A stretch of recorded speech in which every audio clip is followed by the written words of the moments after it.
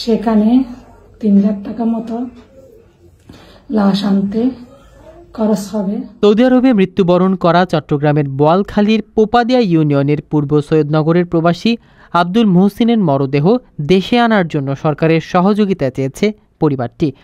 পারিবারিক সূত্রে জানা যায়, মুহসিন দীর্ঘদিন ধরে সৌদি আরবে কর্মরত ছিলেন। সম্প্রতি অসুস্থ হয়ে তিনি রিয়াদের জয় মাহিয়ান ডিস্ট্রিক্টের রস্তানুরা সেন্ট্রাল হাসপাতালে ভর্তি হন। গত 5 আগস্ট চিকিৎসাধীন অবস্থায় তার মৃত্যু হয়। গতকাল 5 আগস্ট তিনি ইন্তেকাল করেন। বর্তমানে তার মরদেহ হাসপাতালের মর্গে রয়েছে।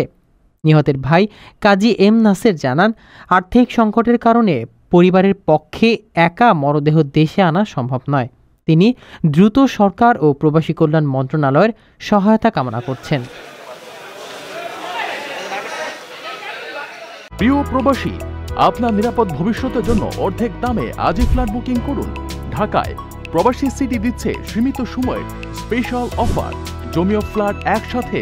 যোগাযোগ করুন স্ক্রিনে দেওয়া নাম্বারে।